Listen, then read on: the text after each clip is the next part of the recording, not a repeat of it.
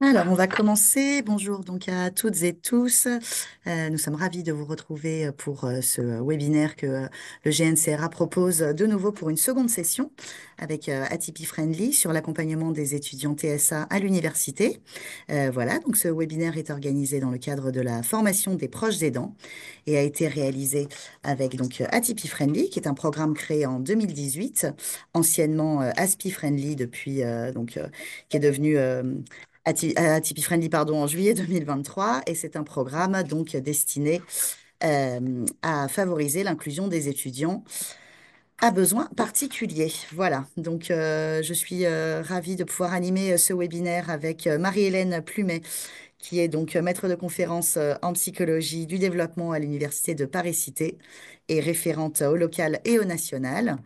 Alexia Armand, chargée de mission formation à Tipeee Friendly, et Laetitia Chabert, proche aidante, voilà, qui nous fait le plaisir de pouvoir témoigner lors de ce webinaire. Donc, quelques petits éléments de cadrage sur ce webinaire. Donc, nous allons fermer le chat pour ce webinaire. Vous pouvez poser vos questions via l'onglet QR. N'hésitez pas à utiliser cet onglet. Voilà, nous prenons note de toutes vos questions durant le webinaire et prendrons un quart d'heure, 20 minutes pour pouvoir répondre au maximum à vos questions en fin de séance.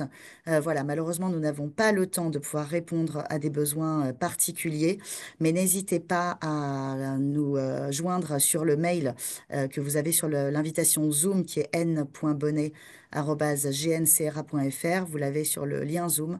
Voilà, si jamais vous avez une question pendant la séance et que nous n'avons malheureusement pas le temps ou que nous ne pouvons pas y répondre de suite. Voilà. Par ailleurs, sachez que donc le webinaire sera disponible en replay sur le campus du GNCRA, comme tous nos webinaires. Donc, n'hésitez pas à vous inscrire sur campus pour pouvoir accéder à toutes nos ressources. Voilà. Donc, bien, je vais maintenant laisser la parole à Marie-Hélène, qui va nous parler de parcours étudiant et des proches aidants et du fonctionnement de l'université, et qui donnera ensuite la parole à Alexia et à Laetitia. Je vous souhaite un très bon webinaire. Merci Nathalie. Et donc, tu peux mettre la diapo suivante. Donc, juste un rapide récapitulatif. Certains ont peut-être eu déjà un exposé sur le programme. Désolé s'il y a des redites pour certains, parce qu'on s'ajuste au maximum d'entre vous. Donc, ATP Friendly, c'est quoi? C'est un programme national expérimental de l'enseignement supérieur, hein, qui a été financé dans le cadre des nouveaux cursus à l'université pour essayer de rendre l'université et les établissements d'études supérieures plus inclusifs. Au début, ça a été centré sur les étudiants avec TSA, ça s'appelait ASPI Friendly, puis petit à petit, on l'étend aux autres troubles du neurodéveloppement, TDAH, 10 notamment. Donc, l'idée, c'est de mettre en œuvre des dispositifs pour mieux accueillir les étudiants avec troubles du neurodéveloppement qui sont souvent mal connus, hein, même parfois dans les services handicap, des handicaps un peu plus invisibles, surtout chez ceux qui arrivent dans l'enseignement supérieur, hein, qui ont souvent un bon niveau de fonctionnement et qui peuvent masquer beaucoup de difficultés. Et donc, il faut les aider et comprendre aussi à quel point ils peuvent être fatigables à force de se suradapter. Ce programme, il est mentionné dans la stratégie nationale autisme et troubles du neurodéveloppement, qui est aujourd'hui une stratégie TND. Euh, et c'est un programme qui s'implante dans les universités. Il y a plus de 30 universités maintenant qui sont rattachées à ce programme et il y en aura de plus en plus. Cette implantation se fait en articulation et en soutien aux services existants et notamment les services handicap, hein, pour rendre l'environnement universitaire plus inclusif. C'est un programme qui développe des outils clés en main, des ressources qui sont mutualisées à travers justement toutes les universités participantes. Une bonne partie de ces ressources, vous les retrouverez sur le site et Alexia vous en présentera certaines. C'est aussi un programme qui s'est construit avec un partenariat multiple, avec des experts scientifiques des TND, avec des experts de terrain, et notamment dans le domaine de l'éducation inclusive et de l'enseignement supérieur, mais aussi avec des personnes concernées par le biais des associations, hein, d'étudiants autistes, et puis maintenant on l'étend à d'autres associations, et également de personnels travaillant dans l'université qui présentent eux-mêmes un TND. Je te laisse avancer. Diapo suivant. Donc, on va commencer par parler du parcours étudiant à l'université, hein. Bon, on va rapidement signaler les points d'attention, les points de vigilance, parce que c'est vrai que pour n'importe quel étudiant, hein, avec ou sans TND, quand on arrive à l'université, il y a pas mal de choses qui changent par rapport à ce qu'on avait comme système d'éducation au collège puis au lycée. Il y a notamment la question de l'autonomie. On attend d'un étudiant à l'université beaucoup d'autonomie au quotidien. Et donc, c'est sur ces éléments-là, quelquefois, pour les étudiants TND, TDAH, TSA, ça pose pas mal de soucis et il faut pouvoir les accompagner à gagner en autonomie. C'est un nouvel environnement, à la fois physique, hein, un campus qui est différent, qui est plus étendu, une population étudiante qui est plus dense. Souvent, ça nécessite de prendre des transports en commun, des nouvelles habitudes. Donc, il y a beaucoup de changements par rapport à ce qui existait avant, au rythme parfois routinier de l'élève en collège ou en lycée. Ici, il faut s'y préparer pour pouvoir eh bien, au moment où la rentrée démarre, connaître suffisamment et suffisamment familiarisé avec cet environnement pour être dans les meilleures conditions. Euh, il y a aussi un emploi du temps qui fonctionne différemment hein, de la structure d'un lycée, avec des horaires différents, des horaires qui sont susceptibles aussi de changer au sein même d'un même semestre. Il y a des choses qui changent, donc il faut pouvoir gérer cet emploi du temps avec ces changements. Il y a des attentes différentes au niveau du travail, dans la gestion du travail personnel, dans le guidage pédagogique, qui est souvent un peu moins structuré ou précis que dans le secondaire, où il faut pour l'étudiant, décoder ses attentes et comprendre qu'il peut y avoir du travail personnel à faire en plus, par exemple. Et puis, il y a donc la gestion du quotidien à faire sur l'ensemble de sa vie étudiante, hein, les transports, les tâches ménagères, les repas, les nouvelles routines, également toutes les démarches administratives, financières, le dossier étudiant, les dépenses au quotidien, etc. Donc, il y a beaucoup de nouveautés qui parfois risquent de- d'impacter hein, la capacité de l'étudiant à s'adapter et beaucoup aussi d'implicite dans les codes sociaux qui sont nouveaux, dans les fonctionnements interactionnels qui sont entendus entre professeurs et étudiants ou entre les étudiants eux-mêmes, avec un risque donc de fatigue plus important et de décrochage qui peut être accru s'il n'y a pas un accompagnement suffisant. Alors, il y a qu'est-ce que c'est être étudiant à l'université et que veut dire être aidant à l'université. Donc, dans ce séminaire, on approfondit un petit peu plus cet aspect-là puisque c'est destiné en priorité aux aidants. Les aidants à l'université, ils peuvent être de différents types. À l'école, au lycée, c'est souvent en priorité les parents, mais ensuite, ça peut être d'autres personnes. Ça peut être dans les aidants familiaux les parents, mais ça peut être un frère ou une sœur, ça peut être un conjoint. Ça peut être un proche ou un ami qui aide dans les études, qui parfois est lui-même étudiant. Ça peut être aussi un professionnel, un bénévole d'une association qui a suivi l'élève jusqu'à présent et qui continue une forme d'accompagnement arrivé à l'université. Donc il y a une variété hein, de profils d'aidants, même si les aidants familiaux restent souvent la majeure partie des aidants. Mais ça peut être aussi, on a besoin d'aider aussi les autres types d'aidants.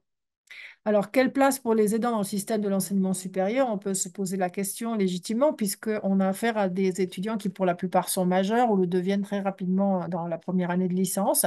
Et donc, c'est vrai que du point de vue de l'institution, il y a une tradition de considérer l'étudiant comme étant majeur et autonome.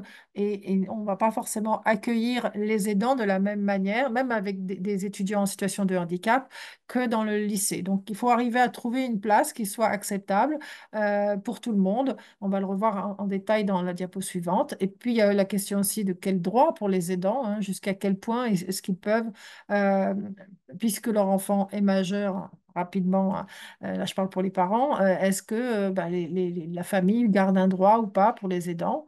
Et puis, il y a à considérer également que les aidants, ils ont aussi besoin de soutien. Ils ont besoin de pouvoir dialoguer avec d'autres aidants euh, et donc des aidants d'étudiants avec TSA ou avec d'autres troubles du neurodéveloppement.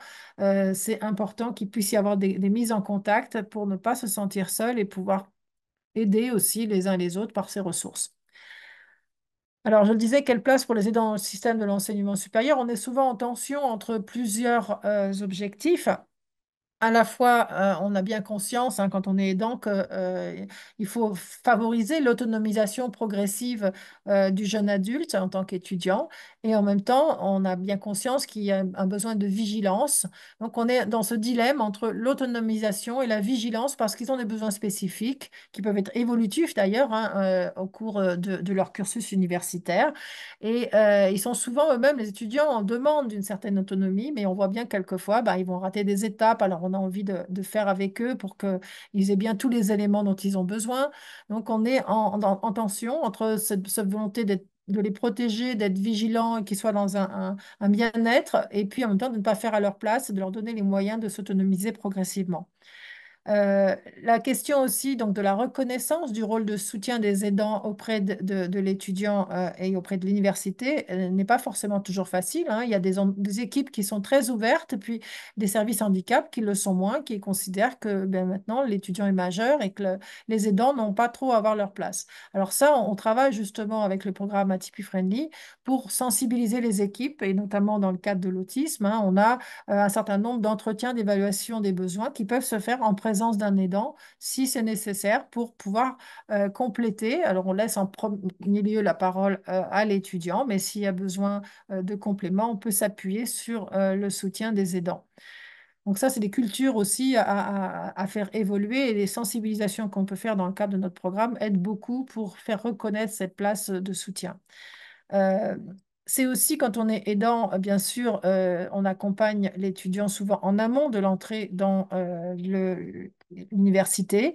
Et donc, on a construit avec l'ONICEP des webinaires Parcoursup qui sont spécifiques au TSA et maintenant aussi aux autres TND, dans lesquels il y a beaucoup d'aidants hein, qui participent. Il y a à la fois des futurs étudiants et des aidants ce qui permet de dialoguer sur bah, comment on peut anticiper les besoins qu'on va avoir, les contacts avec la mission handicap et comment on peut organiser hein, son dossier Parcoursup pour qu'on ait les meilleures chances hein, d'intégration des études que l'on souhaite. Et puis pendant le cursus, il va y avoir donc tout un accompagnement, un positionnement et un dialogue avec les différents personnels. Et c'est l'étudiant en première ligne, mais c'est aussi parfois les aidants hein, qui vont avoir des échanges, soit avec le personnel administratif, soit les enseignants, les chargés d'accompagnement ou d'orientation, ou en tout cas qui sont, même si c'est l'étudiant qui a ces échanges, qui sont derrière aussi pour soutenir que l'étudiant n'a pas raté un rendez-vous, qu'il puisse être dans les meilleures conditions pour ce dialogue avec les différentes personnes importantes de la vie étudiante. Alors, je vous le disais, l'ouverture envers les aidants, elle est encore un peu variable, mais on fait vraiment des efforts pour que ce positionnement et ce rôle de soutien soient reconnus à travers notre programme. Tu peux passer. Donc, les points d'attention, si on les résume, hein, ils sont à différents endroits. Déjà, le démarrage hein, de la vie étudiante, donc le bon embarquement des étudiants, la bonne préparation en amont, ça peut être d'avoir visité les lieux avec un aidant avant la rentrée universitaire, ça peut être d'avoir fait les démarches administratives avec lui pour l'aider sur des points de blocage parfois qui paraissent mineurs pour d'autres étudiants, mais qui peuvent vraiment bloquer les étudiants avec TND. C'est aussi se rendre compte que l'accompagnement, bien sûr, ça peut être avant de rentrer à l'université, mais même au démarrage des études, parfois les étudiants ne se rendent pas toujours compte de tous leurs besoins. Même si on a fait un entretien d'évaluation, ben, il y a des choses qui vont découvrir au fur et à mesure que finalement, ah oui, ça, c'est plus compliqué que je ne pensais. Donc, il peut y avoir un effet boule de neige. Et donc, il faut vraiment aussi être attentif pour que certains besoins qui n'avaient pas été identifiés au début puissent l'être et qui puissent être communiqués à l'équipe handicap ou à l'équipe référente locale à Tipeee Friendly pour qu'on puisse aménager, s'il y a besoin, un certain nombre de choses pour répondre à ces besoins qui n'étaient pas apparus au début. Donc, évidemment, il y a les points de vigilance, c'est l'adaptation, c'est au rythme et à l'environnement nouveau dans les premiers mois. Comment est-ce que l'étudiant arrive à trouver ses marques, à trouver des repères hein, pour pouvoir avoir une certaine routine qui lui permette d'envisager sereinement ses études. C'est gérer son temps, hein, comment est-ce qu'il peut gérer à la fois le travail au quotidien d'un étudiant, mais aussi les moments d'examen, par exemple, et les préparations qui sont nécessaires ou les projets à rendre pour les étudiants. dont des projets pour certains qui sont des travaux de groupe. Ça existe souvent à l'université. Et donc, pour les étudiants TSA notamment, ça peut être un souci, mais aussi parfois aussi pour d'autres étudiants TND. Donc ça, il y a parfois des aménagements qui peuvent être possibles, qui peuvent être demandés en concertation avec les équipes qui sont sensibilisées, les équipes pédagogiques, pour qu'un travail, par exemple, qui était prévu peut-être à 4 ou 5, soit un travail à 2 ou 3 maximum. Voilà, on peut trouver des négociations pour que ça reste quand même des compétences à apprendre, de travailler à plusieurs, mais en diminuant un peu la charge et pour pas faire que l'étudiant se retrouve dans une position soit très passive par rapport aux autres, soit de vouloir diriger les autres parce qu'il n'arrive pas à trouver un moyen terme de coordination avec un groupe large. C'est aussi préparer rapidement, hein, dès le début de la vie universitaire, les projets d'insertion professionnelle. Parce que souvent, les étudiants, et ce n'est pas seulement les étudiants TND, hein, mais les étudiants choisissent une matière qui leur plaît, mais sans avoir forcément une idée de ce qu'ils vont faire après. Donc ça, il y a des accompagnements aussi par Atypi Friendly pour euh, travailler sur le projet d'insertion professionnelle avec en répondant aux besoins particuliers de l'étudiant. C'est bien sûr aussi de pouvoir regarder les ressources hein, qui sont disponibles. Alors, les familles, les aidants peuvent les consulter, les étudiants eux-mêmes, mais parfois les étudiants ne les utilisent pas toutes, et alors qu'il y en a qui pourraient leur servir. Donc là, il peut y avoir aussi un guidage, une orientation à travers la position d'aidant. Mais l'ensemble de ce guidage, il doit quand même permettre au maximum une démarche d'autonomisation progressive et on va réviser aussi les aides et les aménagements au fur et à mesure des cursus. Par exemple, quand on arrive en master ou même en doctorat, eh bien, ce ne seront pas forcément les mêmes aides qu'on va pouvoir apporter à la personne. Un petit mot sur le fonctionnement de l'université. Bon, les établissements ont une certaine autonomie, mais ils ont tous, en gros, les mêmes grandes structures, hein. Donc, il faut pouvoir se repérer parmi les services aux étudiants. C'est difficile pour n'importe quel étudiant, mais c'est encore parfois plus difficile pour les étudiants avec TND dans cette jungle de services. Et quand les familles elles-mêmes ont une vision un peu claire de ces services, ça peut apporter des aides au questionnement de l'étudiant. Donc, qu'est-ce qu'il y a pour les études? Dans chaque filière, il y a un secrétariat pédagogique. Donc, ça, c'est important de bien le repérer, le secrétariat qui correspond à l'année de diplôme et à la composante, la discipline dans laquelle se trouve l'étudiant, par exemple, la L1 de psychologie. C'est à travers ce secrétariat qu'il va pouvoir aussi pouvoir gérer un certain nombre d'éléments, les inscriptions, la vérification qu'il est bien inscrit dans les groupes de TD, dans les examens et pouvoir aller jusqu'à la délivrance du diplôme, par exemple. Donc, il y a un secrétariat pédagogique qu'il faut bien identifier. Il y a aussi, ça c'est au niveau administratif, mais il y a aussi des équipes enseignantes avec un responsable pédagogique, par exemple un responsable de la licence 1, de la licence 2, du M1 dans telle discipline. Donc ça, quand on a bien identifié ces personnes, on sait vers qui se tourner quand on a besoin de dialoguer, d'avoir une sensibilisation aux particularités de fonctionnement de l'étudiant. Il y a aussi une bibliothèque universitaire hein, qui est à la fois en présentiel et aussi en distanciel. Donc, heureusement, il y a des ressources qu'on peut utiliser à domicile, ça facilite les choses. Mais dans les locaux même du campus, ça peut être bien parce que c'est souvent là qu'on va trouver des petits espaces assez protégés où il n'y a pas trop de bruit, pas trop de stimulation, qui peuvent servir de lieu de répit quand l'étudiant a un peu trop de surcharge, de fatigue hein, liée à son adaptation au quotidien. Donc, c'est bien sûr un lieu qu'on peut utiliser comme bibliothèque, mais aussi un lieu qu'on peut utiliser parfois comme lieu de répit.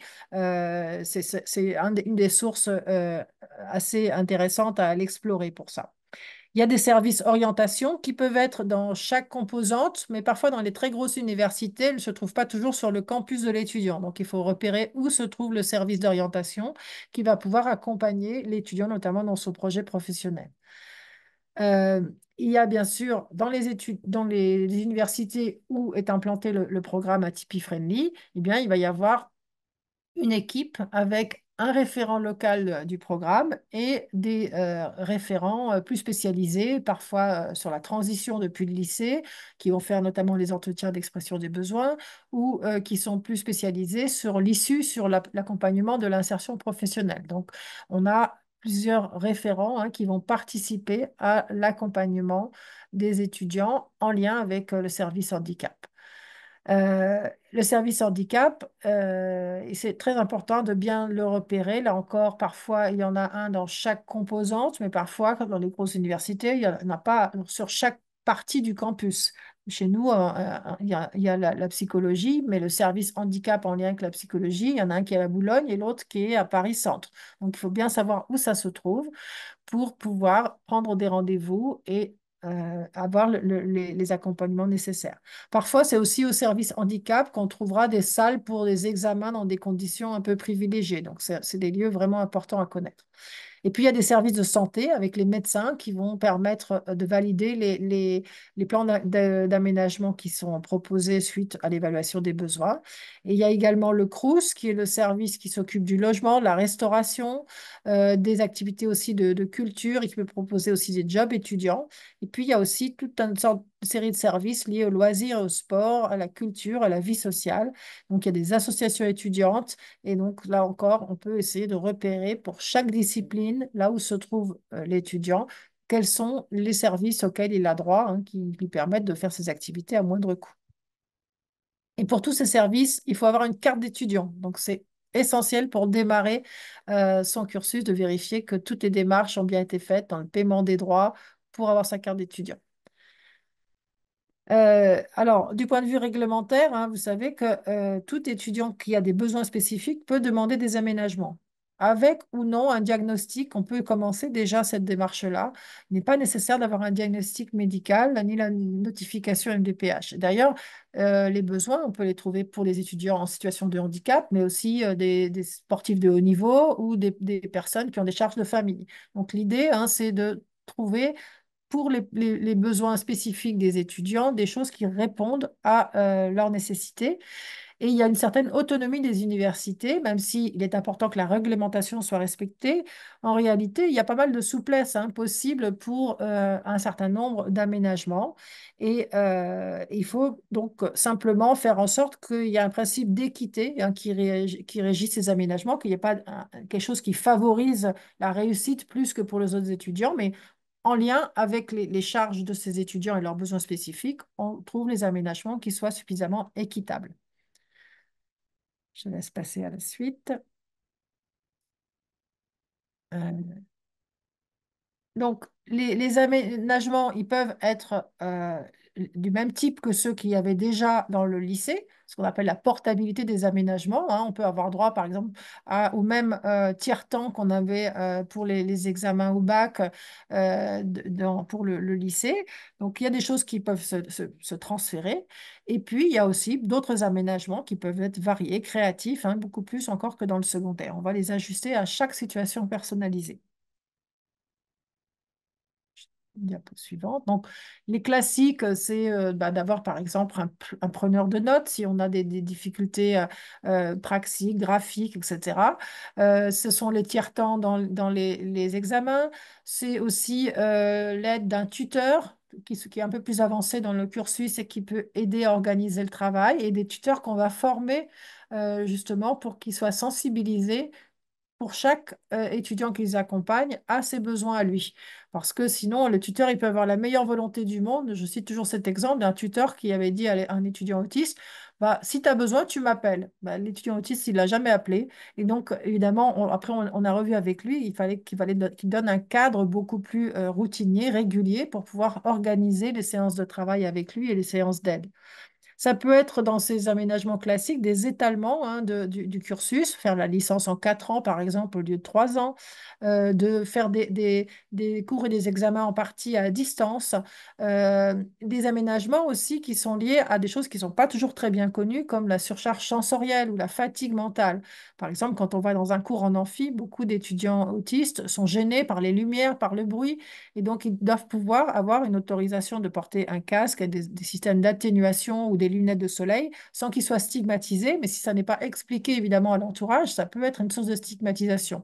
Donc c'est tout à fait bien compris par les équipes pédagogiques à condition d'avoir été prévenus de la nécessité hein, de ces atténuateurs sensoriels pour que l'étudiant puisse se concentrer. Et ça va être aussi, du point de vue des examens, parfois l'organisation d'examens de substitution. Par exemple, si un oral est vraiment difficile pour un étudiant, on peut voir si, avec l'accord des équipes pédagogiques, on peut trouver quelque chose qui va mesurer les mêmes compétences, mais d'une autre manière. De manière plus générale, c'est la mise en place de parcours individualisés. Et parfois, ça peut aller aussi, si l'étudiant ne va pas jusqu'à la fin de son diplôme, jusqu'à des certifications partielles d'un diplôme, pour au moins avoir une liste de compétences qu'il a validées qui peuvent lui servir dans son insertion professionnelle. Je te laisse passer à la suivante. Et je vais passer la parole à Alexia pour les ressources. Merci beaucoup, Marie-Hélène. Bonjour. Alors, oui, pour les ressources, je pense qu'on peut passer à la slide suivante. Je vais essayer d'être la plus synthétique possible parce qu'il y a énormément de ressources. Je vais commencer par la transition vers l'université. Ce qui peut vous intéresser, et dont Marie-Hélène a déjà parlé, ce sont les 2 webinaires Parcoursup qui sont proposés au cours de l'année pour vous guider dans les démarches, donc guider les futurs étudiants et étudiantes et leurs aidants. Ensuite, ce qui peut être vraiment bien, c'est de passer par les tickets en ligne sur le site Atypi Friendly. On a un système de tickets et si nécessaire, on peut vous mettre en relation avec les équipes locales Atypi Friendly des universités où le programme est déployé. Ensuite, un jeu sérieux intitulé Une vie des filles. Je reviendrai dessus juste après parce qu'on a fait un petit focus dessus. Des journées de pré-rentrée d'un côté, à destination des étudiants, donc pour répondre à leurs questions et les rassurer sur la rentrée, les attentes et ce type de questions. De même, il y a cette journée enfin, cette pré-rentrée qui est proposée aussi aux aidants.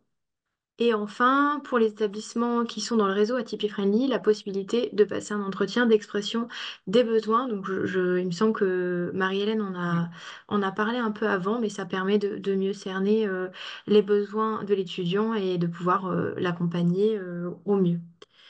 Pour ce qui est du jeu Unif des filles, en fait, c'est un jeu sérieux qui a été créé à l'époque où on s'appelait encore Aspi Friendly.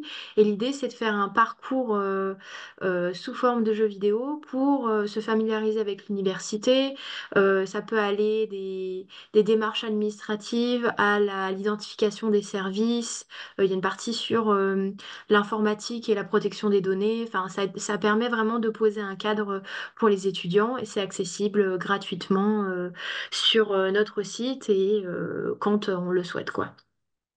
Et pour ce qui est des ressources sur l'accompagnement social et pédagogique, alors évidemment, quand on arrive à l'université, il y a une nouvelle méthode de travail, donc tout ce qui est méthodologie du travail universitaire. Ça peut se travailler à la fois avec un module qui se fait en ligne à son rythme. euh, Et ensuite, ça peut être complété par des ateliers de méthodologie universitaire animés par des enseignants, mais aussi, enfin, c'est généralement animé par des enseignants, ça permet de travailler certaines thématiques.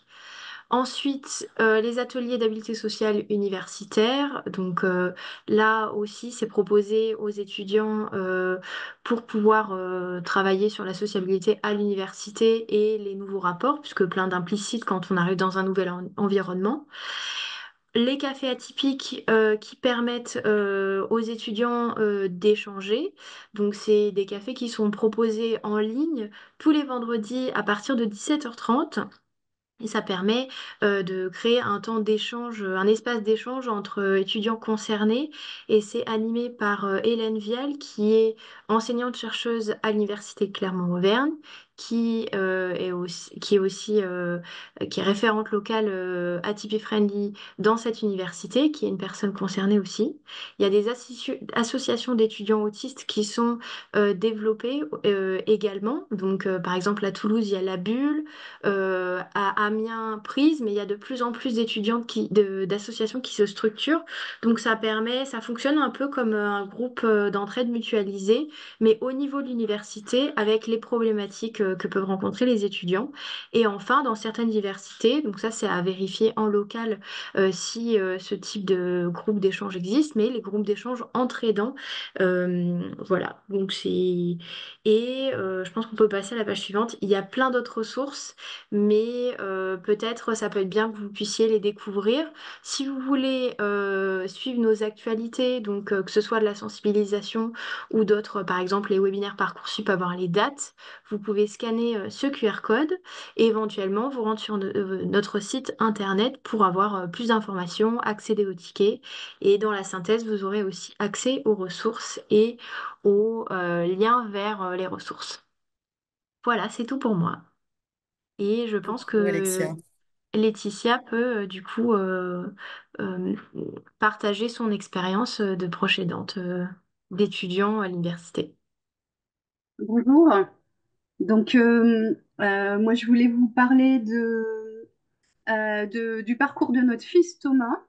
Donc, Thomas a un TSA. Il a été diagnostiqué à 7 ans. Thomas a eu un parcours classique jusqu'au bac, en fait. Donc, il a, il a eu un bac scientifique. Et suite à ce bac, il a désiré s'inscrire en BTS pour avoir encore 2 ans dans une école et prendre le temps de grandir, voilà, de grandir dans ses compétences et d'être un peu plus soutenu qu'à la fac. Donc ça lui a laissé un petit peu de temps parce qu'il imaginait mal aller en fac tout de suite. Donc voilà. Et puis, quand il a eu son BTS. Il s'est inscrit en licence STRI, système électronique et télécommunication de la fac. Donc, et il a poursuivi jusqu'au master. Aujourd'hui, il est ingénieur cybersécurité, voilà, pour son parcours. Donc, en fait, Thomas, c'est un jeune homme incroyable avec des grandes compétences, qui est intéressé par beaucoup de choses, qui a beaucoup d'humour, mais il a aussi beaucoup de difficultés donc qu'il a rencontrées évidemment à la fac. Donc la première, c'était qu'il ne connaissait pas du tout cet environnement. Il ne connaissait pas les locaux du campus, qui sont immenses. Il appréhendait beaucoup les espaces d'amphi et les lieux. En fait, il avait besoin de savoir où il aurait des lieux pour se reposer. Euh, Ensuite, il a eu des difficultés administratives dans les inscriptions. Marianne en a parlé aussi. Et dans l'organisation, en fait, il y avait des emplois du temps vraiment illisibles qui étaient répartis sur plusieurs logiciels. En fait, un embrouillamini assez stressant pour lui. Une autre des difficultés de Thomas, comme beaucoup d'autistes, c'était de différencier l'essentiel de l'accessoire, de percevoir au milieu du cours ce qui est important et ce qui ne l'est pas, et de percevoir l'implicite dans les relations. Voilà. Et sa principale difficulté aussi, c'était la demande d'aide. En fait, c'est quelque chose qui est cyclique chez lui, c'est-à-dire parfois il perçoit ce qu'on attend de lui, il pense qu'il peut le faire seul, donc il le fait seul parce qu'il a beaucoup de compétences. Et, et il veut tenter de vivre en fait sans aide et sans utiliser d'outils, mais du coup il prend tellement sur lui et sur les événements quotidiens et qu'au bout d'un moment en fait il s'effondre en fatigue, d'épuisement personnel en fait parce qu'il a puisé sur ses réserves. Et souvent voilà, souvent il se dit qu'il peut le faire donc il va à fond. Et voilà. Et du coup, il lui arrive de se sentir nul et puis là de s'effondrer en fait un petit peu. Euh, donc on doit souvent lui dire de demander de l'aide. Voilà. Il y avait une autre source de stress aussi qui était celle du self, avec beaucoup de gens qui font la queue. Ils ne savaient pas combien de temps durait la queue. Ils se sentaient très stressés au moment de choisir son menu. Il savait qu'il y avait des gens derrière qui attendaient. Et en plus, il avait peur de rater un cours. Donc, en fait, il vivait ce temps de repas de manière très, très stressante. Voilà. Il y avait encore deux autres difficultés pour lui sur le plan sensoriel. En fait, il, il arrive à s'habituer en général à beaucoup d'environnements, y compris sonores avec son casque. Mais au niveau des odeurs, surtout des cigarettes par exemple, euh, en fait, souvent, sa seule solution, c'était de fuir et d'essayer de ne pas dire aux gens que c'était très difficile pour lui, de dire que ça sentait mauvais. Donc, il se retenait de dire ça et il n'avait que d'autres choix que de partir. Donc, ça, au niveau sensoriel, c'était compliqué pour lui. Et puis, sa grande difficulté aussi, on en a parlé tout à l'heure, c'était vraiment le travail de groupe. Quand les groupes ne sont pas imposés, les élèves qui n'ont pas de groupe d'amis se retrouvent seuls, en fait, à la fin. Ils se retrouvent seuls en même temps que ceux qui ont des difficultés, ceux qui sont allophones. Et le plus souvent, en fait, ces jeunes-là, quand ils forment un groupe, ben, ils font tout au dernier moment et il n'y a pas de structure. Donc Thomas se sentait un peu obligé de gérer le groupe car il a vraiment besoin d'anticiper les choses et donc de fait ben, c'était lui qui disait quand est-ce qu'on se voit, qu'est-ce qu'on fait et tout ça. Et ça, c'était très usant pour lui. Ça l'a vraiment mis en stress et ça puisait sur son énergie. Euh, voilà. Euh, Maintenant, en tant que parents, nous, euh, on n'a pas de place définie, hein. Marie-Hélène parlait d'être vigilant. On n'a pas de place définie et c'est à nous de nous la créer. Et parfois, le problème, c'est que notre enfant n'est pas conscient de ses propres difficultés, ou parfois il en est conscient, mais il ne sait pas comment les exprimer et il ne sait pas demander de l'aide.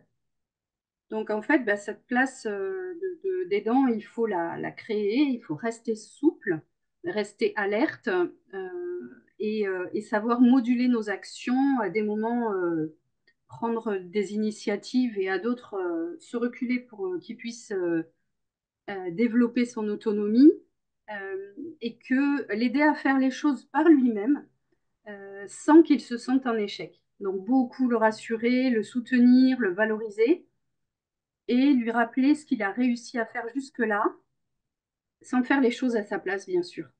Et en l'aidant à activer des leviers, en faisant avec lui les choses au début, puis après en se retirant petit à petit. Nous, on a vraiment ressenti le besoin de le soutenir dans les démarches administratives, de vérifier que toutes les inscriptions sont faites, de réunir tous les documents, de valider les dates, et ensuite de vérifier que les personnes ressources sont bien mises en place. Et là, je voulais partager. Est-ce que c'est possible de partager un document pour vous donner une petite idée Oui, de ce qu'on avait normalement, hop, mis en c'est bon, place? normalement, ça Possible. devrait être possible. Alors, hop, hop, hop. Voilà, voilà. Je Oui, pense que C'est bon. oui, super, il y on a le voit. beaucoup de... Voilà. Donc, on avait fait un schéma et on avait fait aussi un tableau avec chaque fois le domaine euh, des personnes ressources et puis ben, le nom des personnes à activer et comment on pouvait les contacter. Donc ça, il l'avait toujours avec lui et ça lui permettait bah, de savoir à qui demander de l'aide au bon moment. Voilà. Ensuite, ensuite, on l'aidait à avoir un emploi du temps aussi correct. On l'a beaucoup aidé là-dessus parce que ceux de la fac, comme je disais, étaient très difficilement lisibles. Et aussi, de fait, pour ça, on l'aidait aussi avec un tableau qui lui permettait sur la semaine euh, de regarder combien d'énergie il allait dépenser avec chaque rendez-vous et chaque cours. Donc en fait, il écrivait son cours et puis il choisissait une couleur pour dire ben là, je vais vraiment dépenser beaucoup d'énergie, ça va être très dur pour moi. Et donc, on l'aidait en amont ou en aval de cet endroit où il dépensait beaucoup d'énergie à avoir un temps de récupération. Et donc, nous, on était là pour valider. Et de fait, on se prenait un temps tous les dimanches soirs pour regarder avec lui quels étaient les événements où il allait avoir besoin de beaucoup d'énergie. Et comme ça, ben, ça l'aidait à visualiser sa semaine et à se gérer. Voilà. On l'avait aidé aussi dans la gravité à gérer ses émotions dans la gravité des événements, notamment dans les imprévus. C'est vrai que quand il y a des imprévus, il avait le curseur émotionnel qui montait très haut. Et donc, du coup, on l'aidait à relativiser. Donc, voilà un petit peu ce qu'on faisait en tant que parent.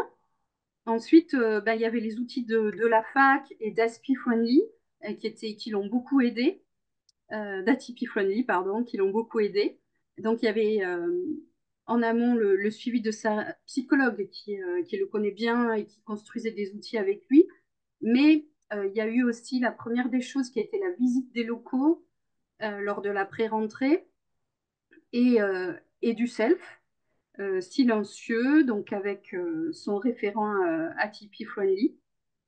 Et aussi, il a fait ça tous les ans depuis qu'il est tout petit. Donc une présentation, euh, lui, il a fait une présentation ben, à l'ensemble de son année de licence pour expliquer le fonctionnement du spectre autistique. Donc lui, il est assez à l'aise avec ça parce qu'il fait ça depuis qu'il est tout petit. Et donc, ben, il a continué ça, mais jusqu'à aujourd'hui, hein, il a fait, notamment chaque fois qu'il faisait un stage, euh, il expliquait à tout le monde comment ça fonctionne, comment lui fonctionne et de quoi il a besoin. Pour les travaux de groupe, on a travaillé ça aussi euh, et on a proposé au professeur de former lui-même les groupes de travail et pas qu'ils se forment comme ça au bon vouloir des étudiants. On pensait que c'était comme dans la vraie vie, en fait, on ne choisit pas ses collègues. Donc là, on a proposé ça, en tout cas, qui est que chacun, enfin, que chaque professeur puisse eux-mêmes choisir les gens qui seront dans les groupes et de définir le rôle de chacun en amont, de bien expliquer le fonctionnement d'un groupe. Alors, bon, ben voilà, c'est comme partout, il y a des profs qui collaboraient, d'autres moins, mais en tout cas, les besoins étaient exprimés. Il a eu la mise en place des aménagements classiques, le tiers-temps, et puis il a pu garder ses notes aussi. Voilà, ça c'est une autre proposition. Et il était donc dans une salle à part pour pouvoir faire ses examens. Ça, c'était important pour lui pour ne pas avoir le mouvement des gens qui se lèvent et qui s'assoient. Et il avait un espace de repli sensoriel à la fac. Donc ça, c'était un endroit sans bruit, sans mouvement. Et aujourd'hui encore, dans son entreprise, il en a besoin et il a un box insonorisé à sa disposition. Il avait aussi le droit de porter son casque pendant les cours. Il avait le droit de manipuler des objets aussi. Ça, il avait expliqué ça dans sa sensibilisation. Il a toujours besoin d'avoir quelque chose dans les mains. Et il avait aussi un coupe-fil au self, mais un coupe-fil par derrière pour pas passer devant tous les gens qui font la queue, parce que ça aussi, c'est pas évident de doubler tout le monde. Voilà, ça attire pas que des amitiés. Et ensuite, il a eu aussi, en parallèle à la fin de ses études, un accompagnement professionnel par le dispositif Happy Pêche, qui lui a permis de rencontrer des entreprises, d'être soutenu dans les entretiens, enfin, plein de choses qui ont été super. Et la dernière chose pour lui, qui a été très bénéfique et qui garde aujourd'hui encore, c'est la bulle, c'est-à-dire la rencontre avec d'autres étudiants autistes. Et aujourd'hui, ça s'appelle la mousse, c'est-à-dire des réunions avec des jeunes pros. Et du coup, ça l'aide beaucoup. dans ses rapports avec ses pairs ça l'aide à prendre confiance. Voilà ce que je pouvais dire rapidement sur le parcours de Thomas. Merci beaucoup, Laetitia. Merci. Alors maintenant, on va laisser la place aux questions. On a un petit peu de temps. Alors, vous avez été nombreuses et nombreux à poser vos questions. On va essayer d'y répondre au maximum. On a essayé de répondre au fur et à mesure aussi pendant le webinaire. Je te remercie, Alexia, pour ta réactivité. Alors, on avait une question peut-être de précision. Un simple parent peut-il accompagner son enfant à l'université pour l'assister? Je laisse Alexia ou Marie-Hélène répondre. Je pense que Moi, Marie-Hélène, elle saura ouais. davantage à répondre que moi. Ouais. J'en ai fait l'expérience. Il y avait une étudiante qui avait un TSA et un syndrome des nerfs dans l'os et qui avait donc aussi une grande fatigabilité. Et elle avait aussi un chien d'assistance qui en fait est un chien surtout pour aider le relationnel avec les autres. Et donc cette étudiante, elle a exprimé le besoin au début, tout début, d'être accompagnée par son parent. C'est vrai que c'est pas très courant à l'université. En général, ils sont pas acceptés. Mais là, il y a eu une négociation parce que vraiment, ça la rassurait pour en fait la première semaine de cours. Et donc, eh bien, elle est arrivée avec son chien et sa maman, qui est restée la plus discrète possible, pour la première semaine. Elle n'avait pas pu vraiment faire aussi de visite en amont, donc ça lui a permis de prendre ses marques. Et dès la deuxième semaine, la maman n'a plus besoin de venir. Donc, c'est quelque chose qui peut être un élément rassurant qui est plutôt bien accepté par les équipes si c'est quelque chose qui est temporaire, qui ne dure pas trop longtemps. Et il faut aussi faire les démarches pour avoir l'accès tout simplement à l'université parce que c'est très contrôlé. Maintenant, il faut des cartes d'étudiants, etc. Donc, il faut aussi déclarer pour que la personne puisse rentrer dans l'université. Donc, ça ne se fait pas, je dirais, sur le long terme, mais sur du court terme, si ça peut rassurer et permettre un bien-être de l'étudiant pour démarrer l'embarquement dans cette vie universitaire, c'est quelque chose qui est possible. Alors, je ne dis pas que toutes les universités vont avoir la même ouverture, mais si on sensibilise et si on montre l'impact que peut avoir de positif, je pense que c'est quelque chose qu'on peut arriver à faire. Il y a aussi la question qu'on me pose souvent, j'en profite, de est-ce qu'il peut y avoir des AESH à l'université? Alors, c'est vrai que ça n'existe pas parce que ce n'est pas financé jusqu'à présent. Euh, et puis aussi que pour certains étudiants, ça pourrait aussi être ressenti comme une forme de stigmatisation. Donc, voilà, c'est toujours des choses à discuter avec l'étudiant. Mais je sais qu'il y a certains établissements, ils ont pu mettre en place un financement pour qu'il y ait aussi des AESH pour certains étudiants qui continuent jusque à l'université. Voilà, donc il peut y avoir une place parfois des aidants, y compris dans certains cours. Pas forcément sur tous les cours, ça peut être les cours en amphi notamment, et pas forcément les TD, mais voilà, si ça peut apporter une aide, en préparant bien les choses en amont, c'est quelque chose de négociable. Merci beaucoup. On avait une autre question autour des IUT et des BTS. Est-ce qu'il existe un équivalent à Tipeee Friendly pour les étudiants en BTS ou en IUT?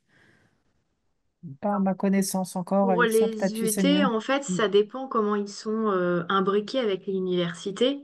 Mais globalement, les IUT sont liés aux universités. Donc, généralement, par exemple, nous, à Toulouse, on a l'IUT qui est relié à l'université Paul Sabatier. Donc, les étudiants peuvent bénéficier de l'accompagnement des référents locaux d'Atipi Friendly. Pour ce qui est plutôt en lycée, en BTS, c'est un peu plus compliqué parce que les BTS sont dans des lycées, donc dépendent de l'éducation nationale. En revanche, il y a des choses qui peuvent se mettre en place en lien avec le service de santé des étudiants, parce que même si on est en lycée, qu'on soit en prépa ou en BTS, on peut bénéficier d'un accompagnement d'aménagement. Mais pour l'instant, il n'y a pas encore d'équipe atypique friendly pour les étudiants qui sont en BTS. Merci beaucoup. On avait une autre question autour des cours à distance. Est-ce que les cours à distance peuvent se faire même s'il n'y a pas Tipeee Friendly dans l'université? Alors ça dépend des établissements, bien sûr, hein. Il y a des établissements qui peuvent le proposer déjà ou proposer soit des cours à distance, soit des compléments des cours présentiels en mettant à disposition les diaporamas, en mettant à disposition des capsules vidéo en lien avec les cours. Donc nous, on essaye toujours qu'il y ait quand même une part de présentiel, ne serait-ce que pour la vie étudiante, hein, la participation à la vie étudiante. Il y a aussi certains cursus qui sont entièrement en distanciel, hein, ça existe, mais ils sont relativement rares. Et sinon, voilà, on joue sur la mise à disposition des supports pédagogiques, hein, et ça permet aussi aux étudiants, avec ces supports pédagogiques, de les adapter. Par exemple, quand on a des troubles 10, on peut modifier, revoir les diaporamas ou parfois aussi jouer sur certaines vidéos en termes de timing de déroulement pour mieux ajuster aux particularités fonctionnelles. Après, il ne faut pas que ça prenne trop de temps non plus, parce que ça, c'est le risque aussi, hein, si on va et en cours présentiel et après qu'on se noie avec tous les supports. Donc, il faut le gérer avec quelque chose qui permette que ce soit vraiment une aide et non pas un surcroît de travail. Mais c'est vrai que ça aide pas mal d'étudiants, et pas seulement des étudiants avec TNT, hein, plein d'autres étudiants, d'avoir une partie de cours en distanciel ou au moins des supports pédagogiques que l'étudiant peut revoir de chez lui tranquillement, en l'adaptant s'il a besoin au niveau de certaines particularités perceptives, hein, du flux temporel ou du flux vidéo ou des textes dans les diaporamas pour que ça s'ajuste à ses besoins. Merci beaucoup, Marie-Hélène.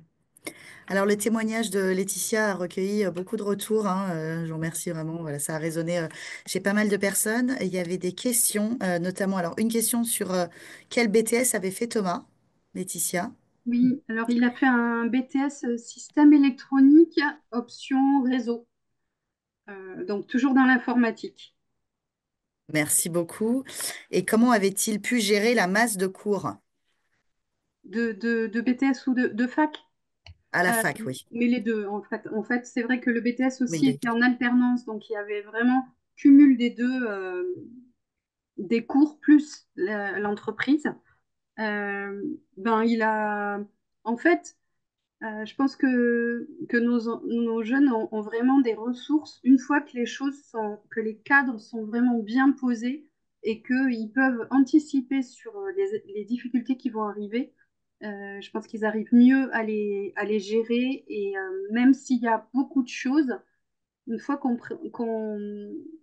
prévoit des temps de repos et des temps de ressourcement, ben en fait, ils arrivent à gérer, quoi. En tout cas, Thomas a pu.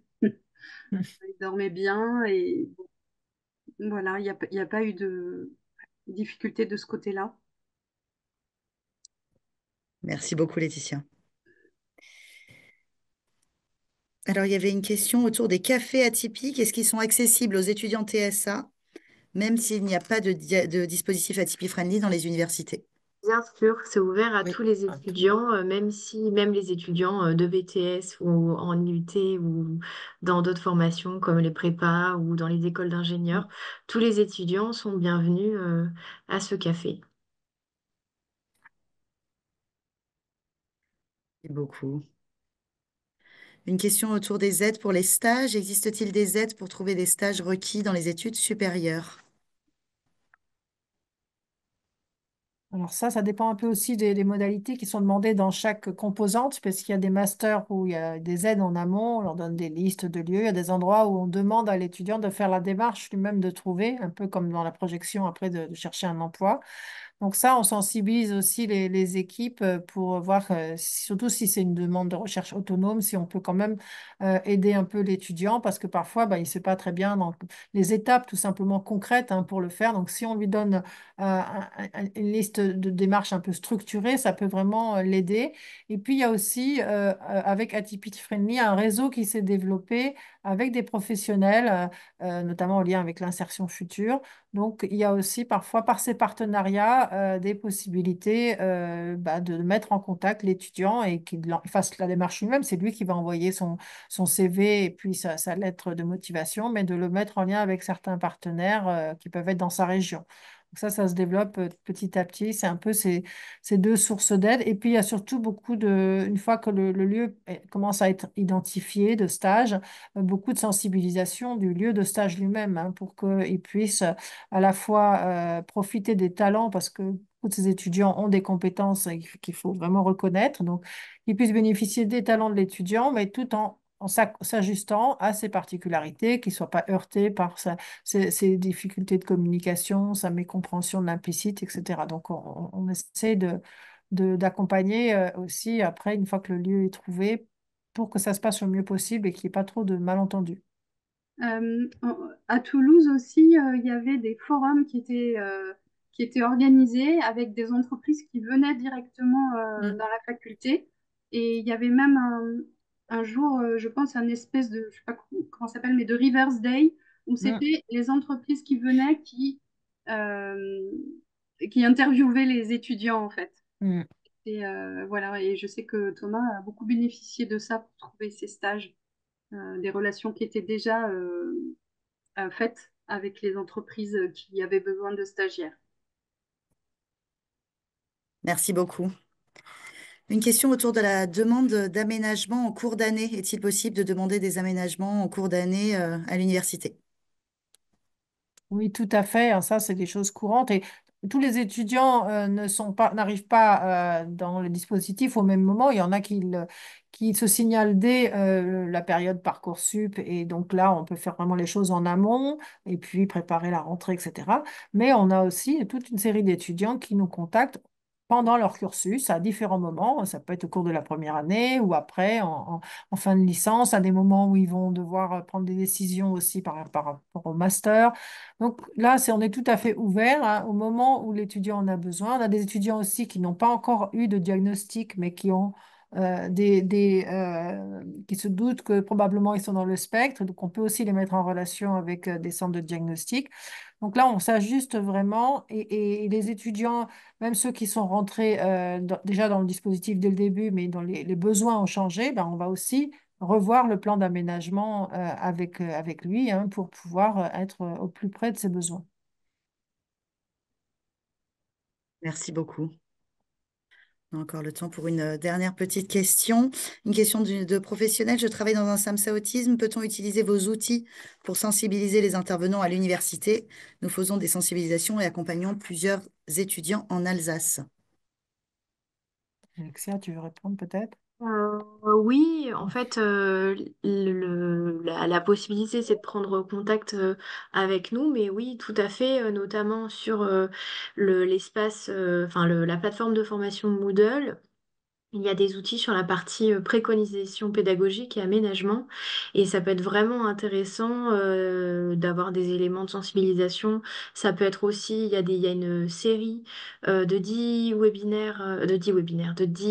Court métrage. courts-métrages sur l'autisme qui peuvent être utilisés pour sensibiliser sur l'autisme et ses retentissements chez les étudiants, pour donner vraiment un contexte plus adapté et sensibiliser l'environnement, donc que ce soit les enseignants ou même les camarades de classe ou de promotion, ça peut être tout à fait utilisé. Au contraire, c'est vivement conseillé. Et Oui, je me permets aussi juste cette série, enfin, ces mini courts-métrages, ils peuvent être regardés aussi avec nos jeunes quand ils ont Mm, du mal à mettre le doigt sur leurs difficultés, de regarder la série avec eux, de leur dire qu'est-ce que tu en penses, est-ce que toi tu ressens la même difficulté? Ça permet de qu'ils Hmm. puissent mettre des mots peut-être et dire s'ils sont plus ou moins impactés par ce qui est dit à ouais. l'écran. C'est une très bonne suggestion et ces vidéos, elles ont été tournées par des étudiants eux-mêmes autistes, hein, de l'association à Toulouse et vraiment, ils ont été super pour indiquer, pour jouer les scènes qui représentent leurs difficultés, qu'elles soient de communication, qu'elles soient de sensibilité sensorielle et ça me permet vraiment d'incarner les choses, hein, pour sensibiliser différents publics et y compris effectivement comme outil de réflexion. Je trouve que c'est une très bonne idée. Et il y a en ce moment des tournages qui sont prévus pour faire des nouvelles vidéos sur les autres TND, sur les TDAH et les 10. Et justement, j'allais rebondir dessus. En fait, normalement, a priori, à partir de janvier, il y aura la saison 2 du coup d'Atypie Friendly et ça aborde les autres troubles du neurodéveloppement. Et je l'ai vu sur certains témoignages, mais c'est aussi, on en a connaissance, on est conscient que, il est fréquent qu'une personne avec un TSA présente d'autres troubles, notamment par exemple ce qui va toucher l'attention ou les troubles La des dyslexie. apprentissages. Et en fait, c'est bien d'avoir en fait une vision plus globale et pas être resserré sur certaines spécificités parce qu'il y a des étudiants, dans le cas des étudiants qui présentent un TDAH et un TSA, des fois on va pas forcément comprendre ce qui est ce qui est important à prendre en compte.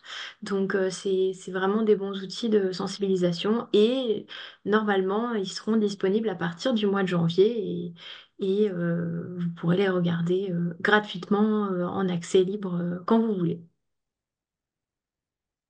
Merci beaucoup. On va devoir conclure. Il est déjà 19 heures. Je suis navrée, on ne va pas pouvoir répondre à l'ensemble des questions, mais encore une fois, voilà, n'hésitez pas à nous contacter sur l'adresse mail. Un grand, grand merci à toutes les quatre. On a eu des retours très positifs. Laetitia, notamment, félicitations à cette super maman et Mm. bravo également à Ah, Alexia et merci beaucoup. Marie-Hélène pour ce webinaire très intéressant et pratique et bien Merci. d'autres retours. Je vous remercie infiniment toutes les quatre. Voilà, donc le support, comme je vous le disais en introduction, sera disponible sur le campus du GNCRA. N'hésitez pas à vous y inscrire, ainsi que le replay du webinaire.